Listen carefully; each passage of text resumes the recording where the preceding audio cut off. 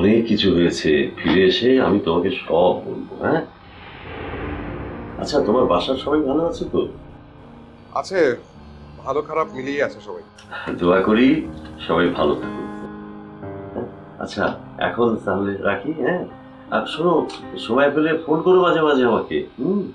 হ্যাঁ হ্যাঁ, এখন তো আর যোগাযোগ করতে কোনো সমস্যা থাকবে না, আপনারও মোবাইল হয়ে গেছে। আঙ্কেল দোয়া করবেন। অবশ্যই। আচ্ছা রাখছি এখন। হ্যাঁ, ঠিক আছে, রাখছি তাহলে। ও শোনো শোনো শোনো, আমি কিন্তু সেলফি তোলা শিখে গেছি। হ্যাঁ, তাই নাকি? Very good. কিন্তু কিভাবে পাঠাতে হয় সেটা না এখনো শিখতে পারিনি। ওটা শিখে নিয়ে আমি তোমাকে পাঠাবো ছবি, ঠিক আছে? ঠিক আছে আঙ্কেল, ভালো থাকবেন। হ্যাঁ হ্যাঁ, বাই বাই, খোদা হাফেজ, খোদা হাফেজ। রাখছি।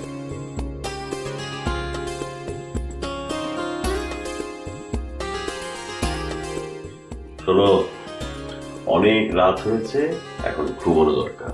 কাল আবার বিয়ের দাওয়াত আছে, অনেক দিন বিয়ের দাওয়াত খাওয়া হয়নি, বুঝেছো?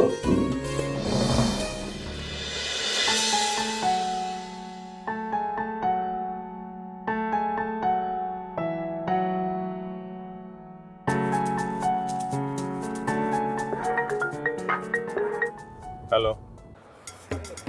এমন একটা কাজ আপনি আমার সাথে না করলেও পারতেন স্যার। আপনি স্যার মিস মীরার মতো একজন সম্মানিত বিবাহিত মহিলার কাছে বিয়ের প্রস্তাব দিয়ে আমাকে না পাঠালেও পারতেন।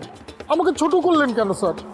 লিসেন, আপনি তো তাকে মিস মীরা করে ডাকছেন। আপনি তো বলেছিলেন আপনার মতো এলিজিবল ব্যাচেলর নাকি বুঝতে পারে কে মিসেস আর কে মিস। তারপরও স্যার আপনি এটা ঠিক করেননি, আমি অনেক কষ্ট পেয়েছি।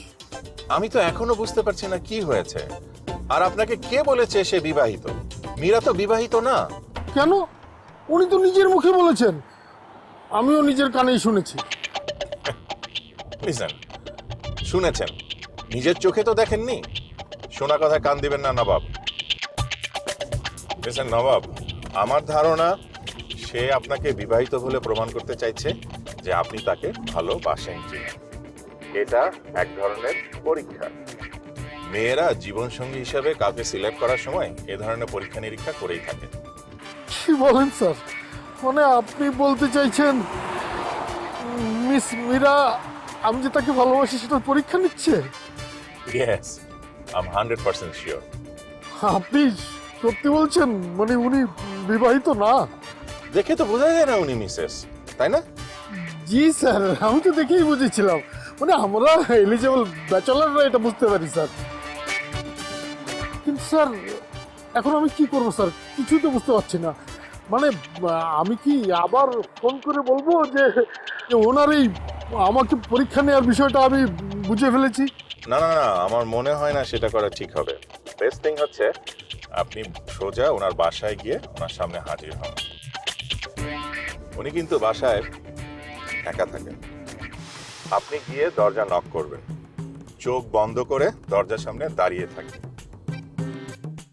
যেই দরজা খোলার শব্দ পাবেন আপনি সাথে সাথে হাঁটু গেড়ে মীরাকে প্রপোজ করবেন। ফুল নিয়ে যাবেন কিন্তু। জি স্যার, আমি নিশ্চিত এটাই করব। আমি স্যার তার বাসায় যাব এবং ফুল নিয়েই যাব স্যার। মীরা বিবাহিত হোক অবিবাহিত হোক, ভালো হোক কিংবা মন্দ হোক, আপনি মীরাকে ছাড়া বাঁচবেন না, এই কথাটা বলবেন। মিস্টার নবাব, আমার ধারণা এসব কথা আপনি আমার থেকে ভালোভাবে গুছিয়ে বলতে পারবেন। আপনি ঠিকই বলেছেন স্যার, এটাই করা উচিত। আমি স্যার এটাই করব স্যার। দেখুন, আমার সাথে কথা বলে সময় নষ্ট না করে আপনি এক্ষুনি মীরার কাছে চলে যান। দেখা যাবে যে আপনি পৌঁছানোর আগে কেউ পৌঁছে প্রপোজালটা করে দিল, তখন? না না স্যার, অন্য কেউ যাওয়ার আগেই আমি যাব। কিন্তু স্যার আমি যে তার বাসায় যাব, তার বাসার ঠিকানাটা। I know that, don't worry, আমি আপনাকে বাসার ঠিকানা টেক্সট করে দিচ্ছি। Thank you sir, thank you. আর একটা কথা স্যার, আজকে শরীরটা কেমন যেন করছে, আজকে অফিসে না আসি স্যার? লিসেন, ডোন্ট ওয়ারি, আমি এক্ষুনি অফিসে যাচ্ছি, আমি গিয়ে অফিসে সব কাজ সামলাচ্ছি। আপনি সময় নষ্ট করবেন না কিন্তু। Thank you sir. জি জি, থ্যাংক ইউ স্যার।